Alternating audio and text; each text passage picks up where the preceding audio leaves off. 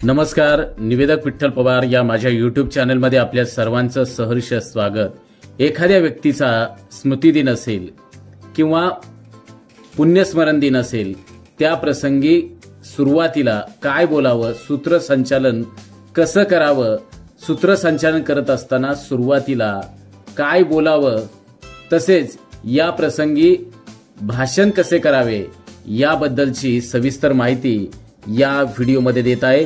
तत्पूर्वी निवेदक विठ्ठल पवार या यूट्यूब चॅनलवर जर आपण नवीन असाल तर माझ्या यूट्यूब चॅनलला सबस्क्राइब करायला विसरू नका।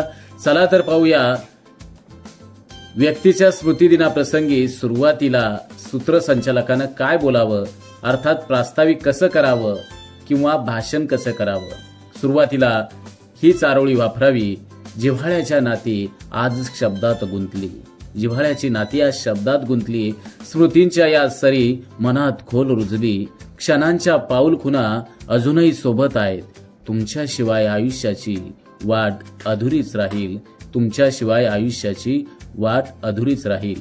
आज आम्ही एका अत्यंत भावुक प्रसंगी येथे एकत्र आलो आहोत। आमचे श्रद्धेय त्या निधन झालेल्या व्यक्तीचं नाव घेऊन परमप्रिय यांचे आज स्मरण करत त्यांच्या कार्याला व आठवणींना उजाळा देण्यासाठी हा स्मृतिदिन आयोजित करण्यात आला आहे। ज्यांच्या पावलांनी जीवनाचा मार्ग सुशोभित केला, ज्यांच्या विचारांनी समाजाला नवी दिशा दिली, आपले कार्य व संस्कारांच्या माध्यमातून सर्व दूर परिचित असलेले आदर्श व्यक्तिमत्वाचं स्मरण केल्यानं आपल्यालाही जीवनाचा अर्थ उलगडतो, आपल्याला देखील जीवनाची दिशा व मार्ग सापडतो। खरं तर मंडळी, अशाच व्यक्ती समाजाला प्रिय असतात। आज या पुण्यस्मरणाच्या दिवशी टिंब यांचे त्यांच्या जीवनातील असणारं कार्य, त्यांचा संघर्ष आणि त्यांनी घडवलेल्या स्मृतींना या स्मृतिदिनानिमित्त उजाळा देणार आहोत। या निमित्तानं त्यांच्या आठवणींनी आपले मन अधिक उदार, कृतज्ञ आणि प्रेरित होईल। या प्रसंगी आभार व पुढील कार्यक्रमाचा प्रारंभ अशा रीतीने करावा। आम्ही सर्वांनी आजच्या कार्यक्रमाचा प्रारंभ एका शांततेच्या क्षणांनी या ठिकाणी होतोय।